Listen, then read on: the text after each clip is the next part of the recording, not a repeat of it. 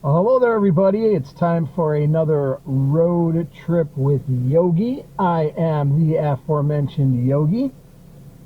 And where are we going to go today? You will find out. Join me, won't you?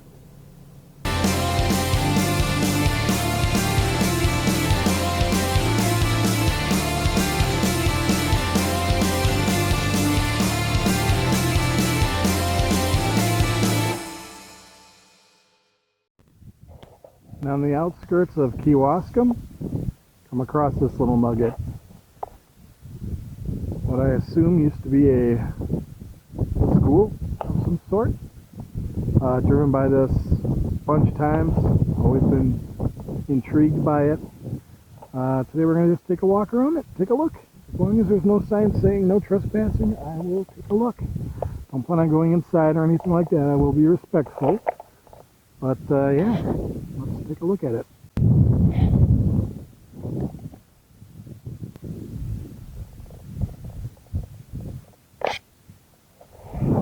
There's 1904 above the door there.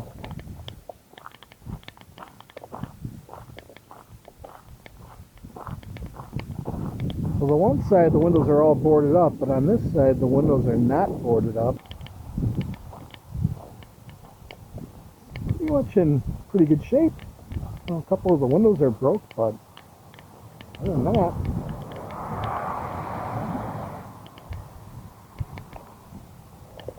there's the back door, back entrance. Huh. Looks like people have been in here. I know it looks like a for snowmobiling. Putting signage for snowmobiling. There's a basement. There's a door going up to the school itself. So this actually had a basement of some sort, or sub-basement. Very neat. So let's take a look inside. Step on. I'm not going actually in. It doesn't say no trespassing anywhere, but just gonna take a quick look. Look at those old light fixtures up there. Wow. Your typical early 1900s one-room schoolhouse, folks. A lot of wood. I don't know where the woods is coming, or what the woods for are coming from, but there you go. Alright. Interesting. Finally got a chance to stop and check it out. And that is the old schoolhouse. Coming up is the downtown district of Kewaskum.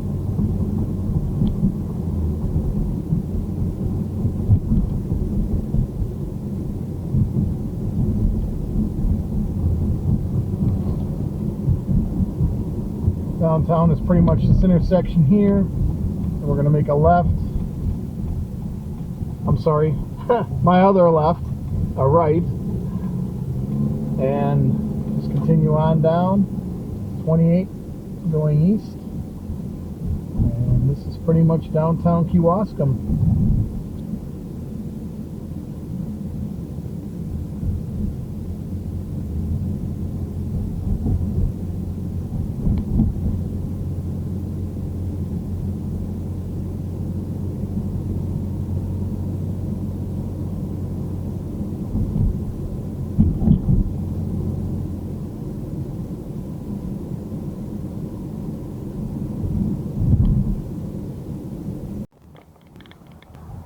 You know, as I do my road trips, I come across some things that unfortunately were a dark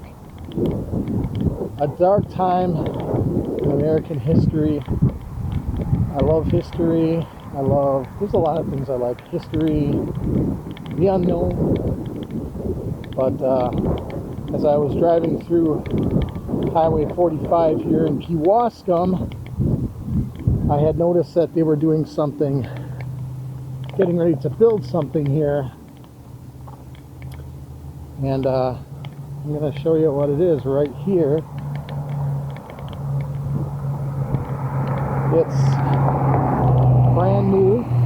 It's not open yet to the public, but I'll show you in a second what it is.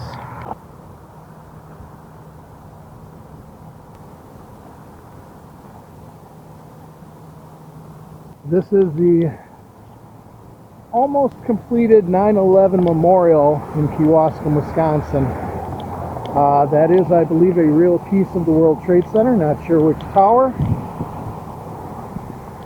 But they say never forget, and boy, I can remember exactly what I was doing when I first heard about the attacks on the World Trade Center on September 11th, 2001.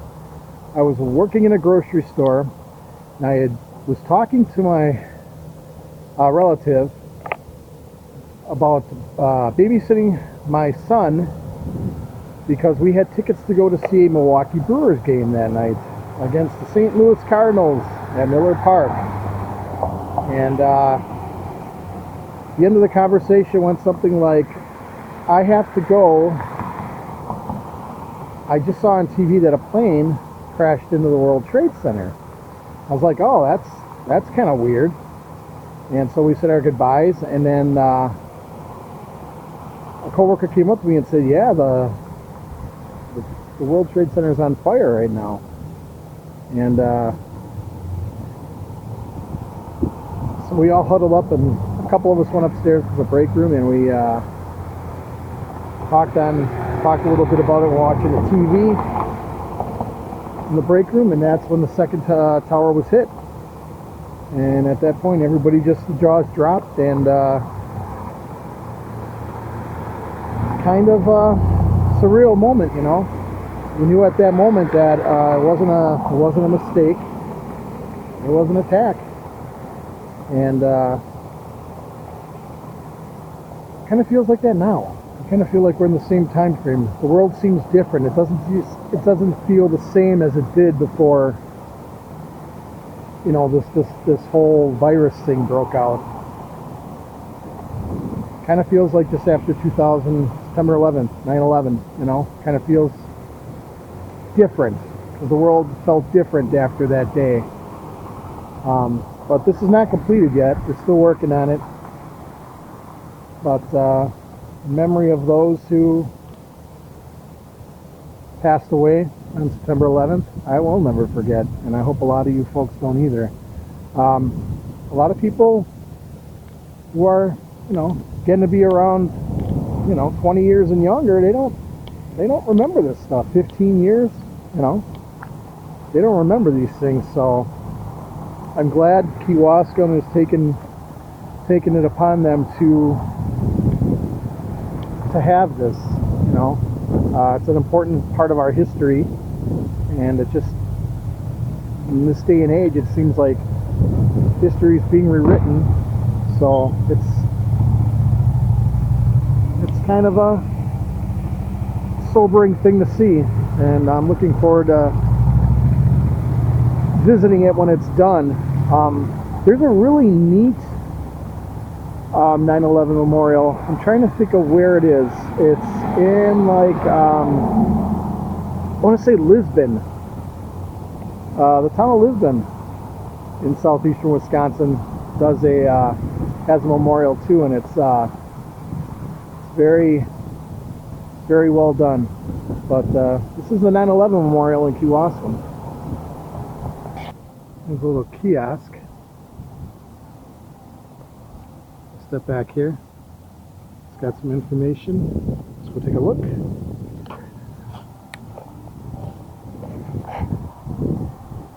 Talks about the railroad. The line from Milwaukee to Fond du Lac was constructed in 1872 and 1873, where it met the line from Chicago to Green Bay.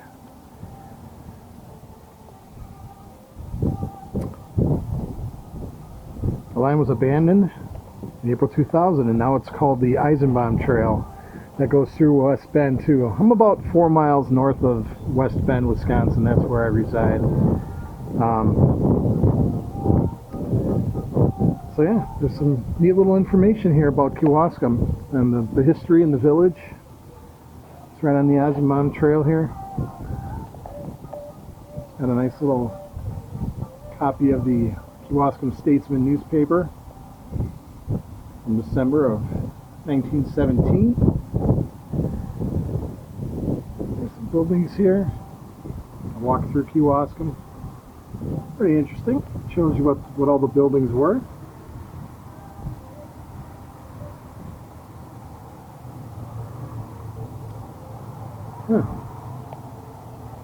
See what happens, folks, when you just kind of stop the car, get out, and take a walk, the things you can find. So here's a picture of downtown.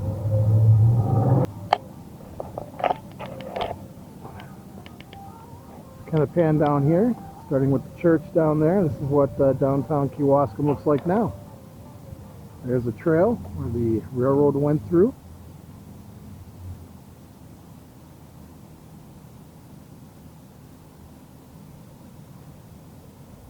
And the memorial is, the 9/11 memorial is right behind that building there.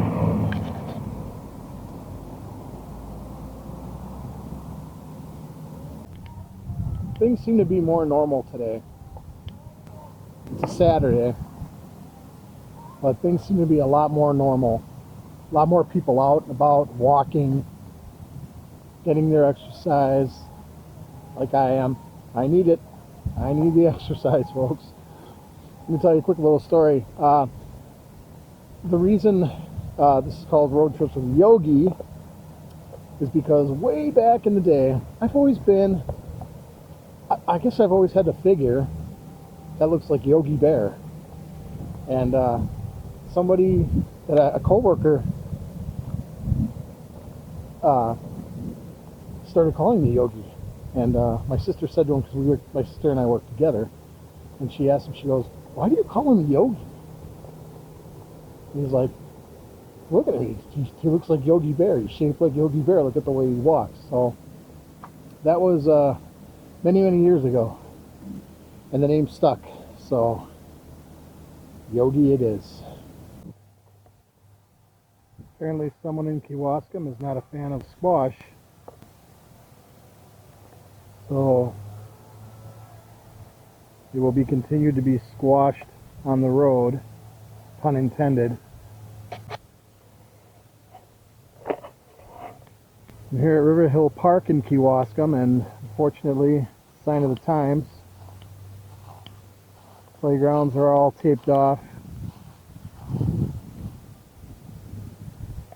Swing sets up there. You can, however, go on those little springy ducks if you want, I guess. They're not roped off for some reason. But the swing sets,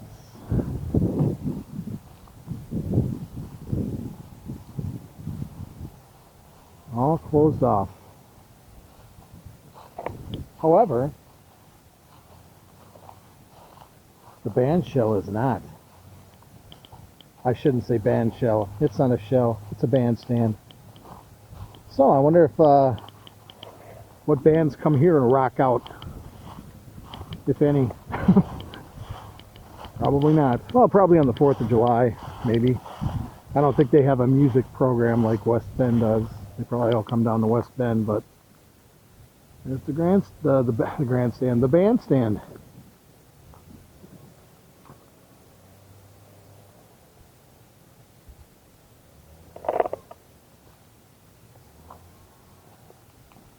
And I'm assuming the reason it's called River Hill Park is because if we take a walk over this hill, will be our old friend, the Milwaukee River.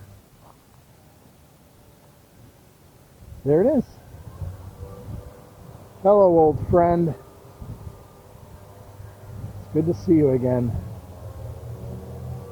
Tell you what, for the 3rd of July fireworks here, this is some prime area for sitting and viewing them. Lots of mats.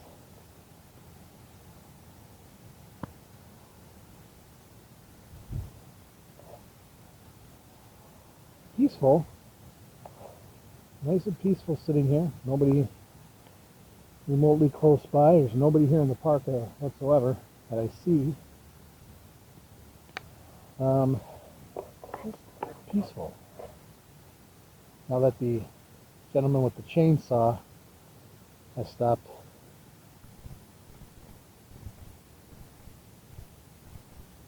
And way off in the distance, I don't know if you can hear, but there's a car alarm going off.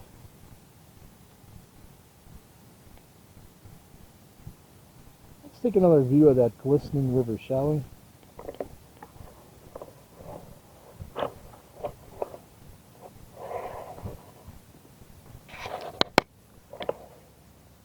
It looks so inviting. It makes you want to jump right in, although I'd probably freeze. It can't be that warm. Boy, these gnats are just everywhere. Boy, oh boy. Where did you guys come from?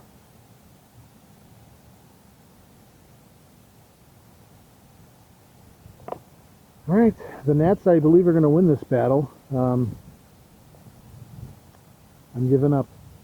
I'm going back. See if I can find anything else in this charming little town of Kewaskum to show you today.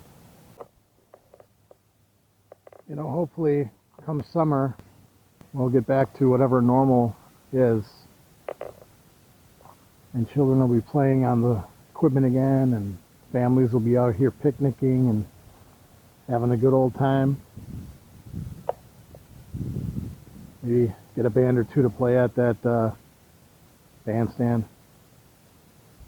I was walking back to my car when I kind of noticed this little interesting article sticking out of the ground. At first I thought it was a grave, but as you look closer, it's a Kewaskum centennial time capsule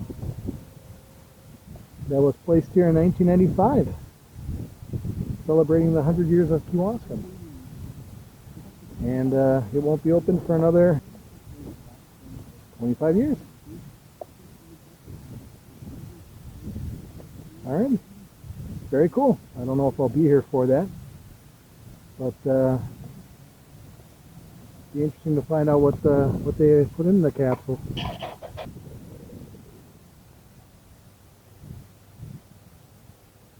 If you like my videos, please give it a thumbs up and share. That lets me know that you're enjoying the content I'm providing for you. Subscribe if you enjoy the videos as well.